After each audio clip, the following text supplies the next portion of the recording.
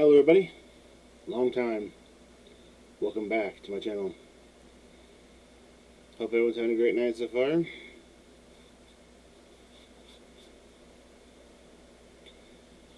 So,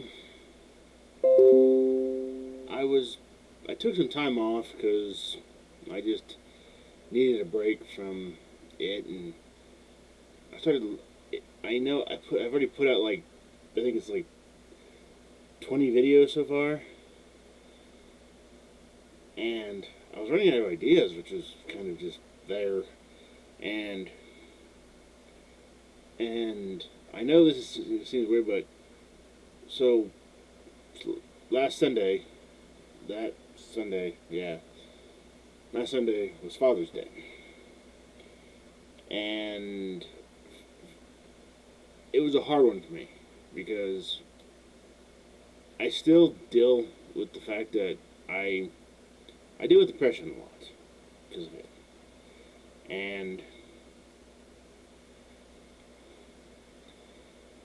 it's kind of hard to talk about sometimes too.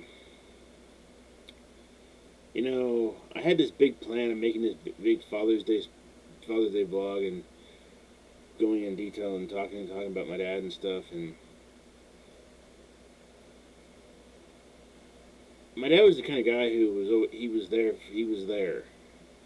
and he was the guy who my dad was the guy who always. I remember summers traveling with him, driving. We drove from Missouri to Texas. We went to California, went to Nebraska. We went to the drag races, and it was a good time. I really enjoyed it. I remember going and seeing, going to the zoo and all that. Well, the most fondest memory of it was me and my dad driving in his truck to Texas and getting lost in Louisiana. That was probably the most memorable moment, I should say. I remember going there and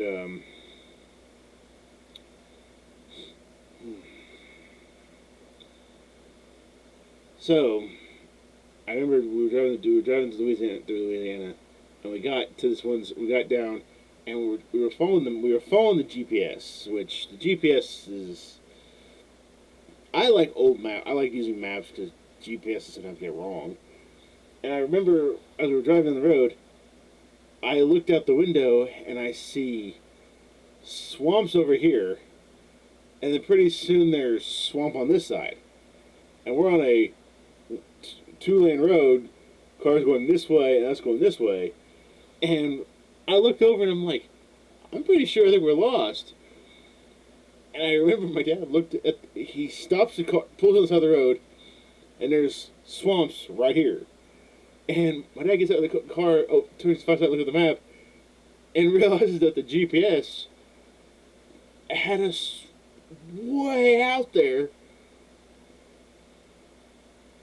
We had passed where we were going, and it took us down this road that would end up in the middle of the swamplands, and it was just we got back in the truck, pulled the UE, turned around, and head back, and we finally make it to where we're going, and mind you, this is at we were driving, we were trying to get to our destination, and mind you, we got into the hotel that we got to at 1 o'clock in the morning, and the lady, she wasn't very happy with the fact that we checked in so late as we did, but when she heard about what we did, she started laughing, which I thought was kind of weird. It was kind of funny. So, and I remember when we were in Texas, I remember we ate seafood a lot. And I remember when the first day we were there, me and my dad, we went down to the we were on the beach. We went down. We put our bags up and went to the beach. And I remember this vivid story. This story that I'm not quite sure if I was ever going to actually tell anybody this, but so my dad's sitting on the beach. It was like third day we're there. My dad's sitting on the beach, and I'm out in the water in the ocean, and I'm out probably up to my waist in water, but I can still touch the ground because like the sand was going like this. So I'm standing on this thing and I'm up to my waist, and I turn around, and I see my dad going like this at me, like, okay, why is he waving? I'm like, hey, how you doing? And he goes, no, behind you, behind you. So I'm oblivious to what he's saying, and I think he's waving. And then something in my head clicked and said, he might be going, like, getting my attention to say something's up. And I turn around just enough time to see a dorsal fin going like this. And it's coming, like, towards me. So I'm sitting there, and in my head I'm thinking, I just watched Shark Week. This is how I'm going to go down. This is how I'm going to go out. I'm going to be on the news saying, out-of-towner gets attacked by shark. And I am literally on the verge of walking on water and booking it off that thing. And I start turning around and I am booking it out, trying to get out of the water. But something just, I don't know what it was, I don't know how it happened, but something made me turn around. And I turn around to realize it's a dolphin. And I looked at it and I realized, man, Flipper about gave me a freaking heart attack. And another story that I remember that was kind of a interesting story of sorts was me and my dad. We flew from St. Louis to Phoenix to Flagstaff, and we got to Flagstaff. We rented a car from Flagstaff, and we drove from Flagstaff to California. So we're driving through Flagstaff. We got rented a car. And we spent the day driving around Flagstaff. Which reminds you, by the way, I like Flagstaff. So, and coming down below, if you've ever been to Flagstaff, I recommend going there because it's amazing. The people there are nice. There's pine trees. Complete opposite of what Arizona looks like most times. Because you look at Arizona, you get to Phoenix and you pretty much go there and you can watch birds burst into flames. But you get to Flagstaff and there's pine trees and there's mountains and there's snow. It's nice. So, back to what I was saying. So while we're in Arizona, we're doing things. We start driving out and we leave Flagstaff and we drive all the way to, I think it was Bullhead City. I think is what we got to. We get to Bullhead City, and we're like, "Hey, this is pretty cool. This is not bad, not bad." And we get to this hotel. We get there, and it's like dark. I mean, we get there, and it's probably about 10:30 at night. So we get in town. We're all tired. So we get to the hotel, and we walk in this place, and I'm not kidding when I say this. We walk in, and there's this lady at the slot machine. One second. There. There's this lady. So we walk in, and the only hotel that's open in Bullhead City at the time was this hotel / casino that had big neon lights going up around the building, flashing and doing the weird little, like, swinging back and forth and stuff. It was all crazy. So we get there, and we're like, you know what we should do? We should put our bags up and go see what Bullhead City has to offer. So we put our rooms in them, and we go to the hotel room. if you've ever slept on a mattress or a bed that was like rock hard, where you could literally jump on this bed and if you're not careful, you may bounce and you might hit that wall and go bang bang it into the wall. It was like that. So we put our bags down and we decided to go down. We went down to the casino area. And as we were walking around the casino area, there was this weird. I don't know if it was just me, just this weird thing. But I noticed something that was really strange. As we walked in, all the slot machines were taken by. It was busy in there. So we stayed down there for about 15, 20 minutes just seeing what was around there and played the slot machines, won like $5, which was like, all right. So me and my dad, we head up and we go back. We're tired, so we all go to bed. That morning we checked out. The lady that was sitting at the slot machine when we got there the day before, that night, was still sitting there like 7 or 8 hours later, still drinking her orange juice and whatever that concoction she was drinking, still drinking it. And I'm just like, wow. So we leave Bullhead City. We get up at like bright and early. We leave the hotel at like, I'd have to say 5 o'clock in the morning. Whatever it was, yeah. And we leave, and it's dark still. It's still getting a little light outside. So we go to get breakfast. There is nothing open. So we decided to head on. So we start driving, and we pull in, we find this diner out in the desert area. And we eat breakfast there. We walk in, the waitress calls you hun. It was a pretty good experience.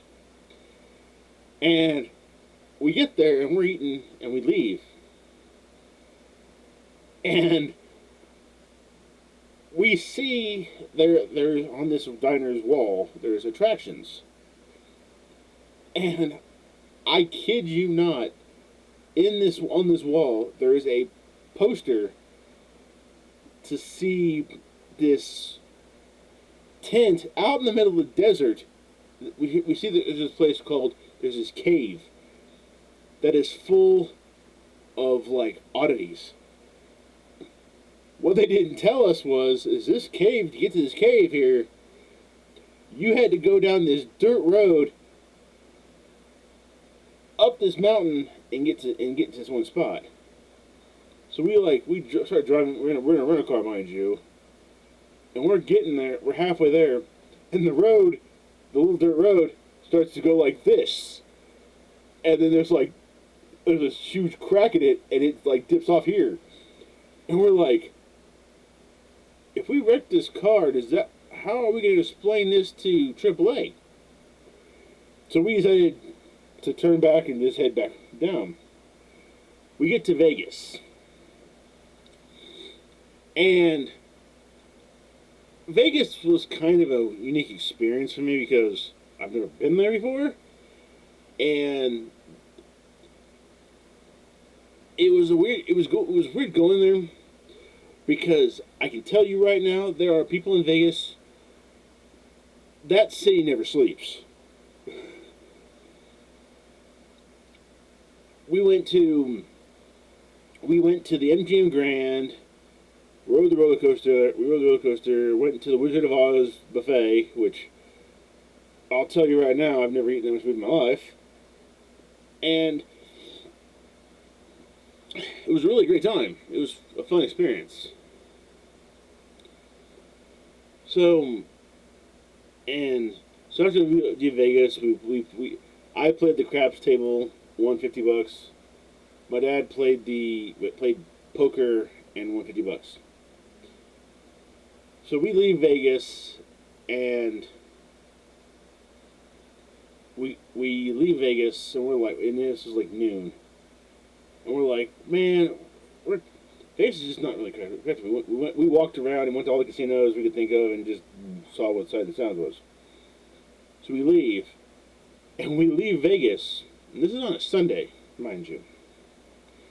We found out that on Sundays, all the people from LA leave Vegas at the exact same time and head home at the exact same time that day. We get stuck in traffic for 3 hours, barely budging. It turns to like, it gets down to like 3, it gets down like 5 o'clock in the evening. We're hungry, we're tired, we've been sitting in traffic for a while. So we stop into this town called Barstow. And we find this hotel, these unload our bags. We go to this restaurant. And I can tell you right now, that was the best clam chowder at that restaurant I've had ever. And so we asked the lady in Barstow what's to do for fun around in town. And the guy goes, well, there's not much doing on Sundays, but during Mondays and stuff, there's like the movie theaters open, drive-ins and stuff. I'm like, oh, well, we'll come back when we come back through. We'll stop there and all that stuff. We go back to the hotel, and the swimming pool. And mind you, the heated pool the heat part hadn't been turned on for a while, so the water was like ice cold. So we walk into the pool, and unbeknownst to me, my dad had put his foot in the water already, and felt how cold it was. Didn't say a word to me about it. Didn't tell me how cold the water was. And I'm the kind of person who, I went full force into the water. I jumped in this water, and when I hit that water, it felt like somebody had punched me in the stomach as hard as they could hit me. Because I literally went from, hey, this water's not bad, to, and it felt like someone had taken my lungs and went like this to them, my lungs, and I literally was like, oh, I can't breathe, it's cold. And oh, that water was cold. And yeah, my dad jumped in and did the same thing, and we had a little contest to see who could swim from the one end of the pool to the other without getting out of the pool. I made it to about the middle of the pool. My dad didn't make it that far. So we leave Barstow next morning, and we get to California. We're in Hollywood now, and this is where the stuff gets really funny. We are walking down the street, down the Hollywood Boulevard and stuff, and we come to this street called Rodeo Drive. And Rodeo Drive is basically full of like the posh stores. I looked at we were sitting there talking, and I said, hey Dad, look, it's Rodeo Drive. And I kid you not, a lady in high heels and in a nice handbag, don't get me wrong, walks up to me, all snippy, and says, sir, it's not rodeo, it's rodeo. And I said, ma'am, it's spelled rodeo, I'm calling it rodeo. She got so mad that she storms off into a department store. And I looked at my dad, I go, Dad, I'm pretty sure I made her mad enough to go buy another Prada bag. Yeah.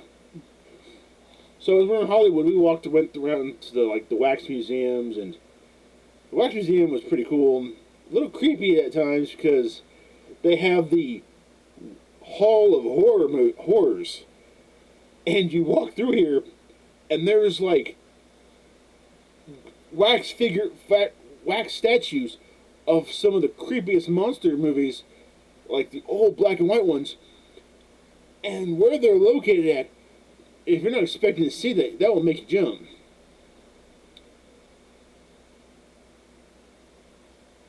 What was funny was halfway through the tour, we do a tour thing. We come to this room, this one area, and it's just like some celebrities. Like there's James Dean over in the corner, Marilyn Monroe, and a bunch of other celebrities and stuff. And and there was one part of this one room that I thought was really cool. It was called the wall. It was called the Room of Bond, of James Bond, and it had every James Bond, from Pierce Brosnan to Roger Moore, Timothy Dalton, Sean Connery, Daniel Craig, all of them together. And I took a picture with the one with Pierce Brosnan, where Pierce Brosnan's going like this with the gun, and I'm going, that picture. It was a pretty cool experience. We went to the Ripley's Believe It or Not Museum. That was pretty cool. Well, as we're leaving Hollywood, we paid the meter, and we were literally not even. We were a second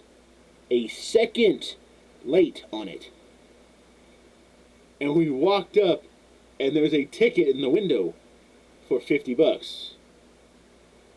That's how much it cost to be a second late on the little ticket thingy. So we paid the ticket, and we're like, we'll never come back to Hollywood again because, yeah, not happening. So we go to some uncle, had a great time, got to saw elk and blacktail deer and all that good stuff. Well, as we're coming back, we went to the Grand Canyon on the way back. Yeah, Grand Canyon. We go to the Grand Canyon, Hoover Dam, saw it all, loved it. And we were there, we got to walk on that glass bridge that goes like around this one section. If you're afraid of heights, I don't recommend it.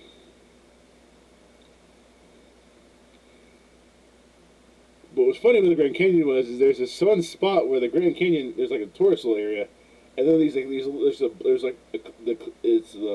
the edge, and then there's like this rock pillar here, and then it goes around like this. Me and my dad hopped from pillar to pillar to pillar around and got back to the side.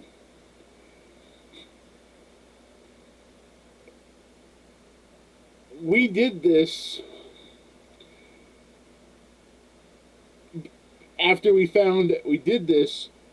before we found out that earlier that day some guy fell 70 feet and died and passed away, unfortunately. We didn't know this at first. We did this, and some park ranger guy goes, "Do you guys know that someone perished over here?" And after we did that, we're like, "We do now," and apparently we didn't know that, and we're done. So I've had a lot of fun with my dad. We've had the Tennessee trip. We went to the drag races, and we went whitewater rafting. We did Class 4 rapids.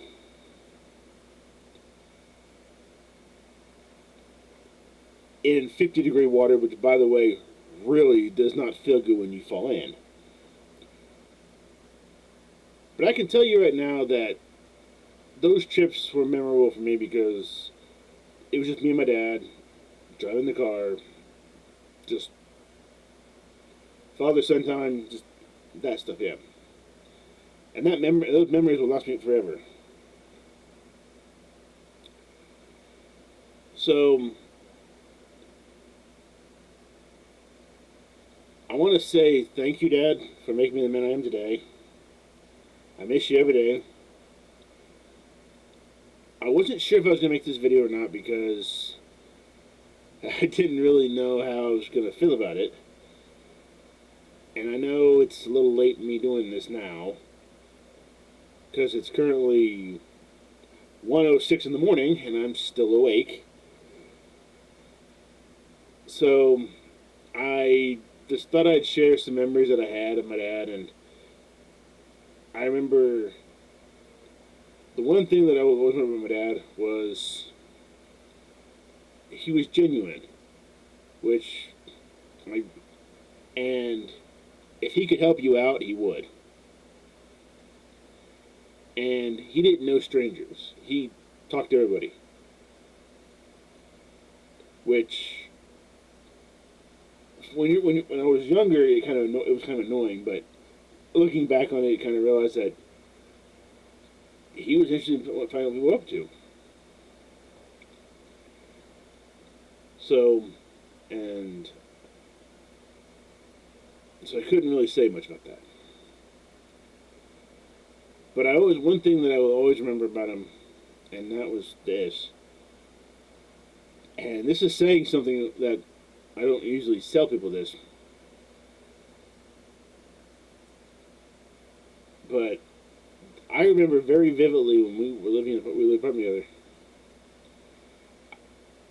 There were times when me and my dad we would stay up all night, and I remember one of the craziest things that I always remember from my dad was we did a we watched the entire Lord of the Rings series, all three movies. We watched it all, starting at like 6 in the morning till whenever the other one got in. And I remember what was funny about it was we got to I think movie number two, and me and my dad are both passed out on the couches. I am literally on the couch. We had the couch. The couch went like this. I'm here. My dad's here on the couch. We're both asleep. We're both sleeping on the couches, and the movie's still playing very loudly, I might add.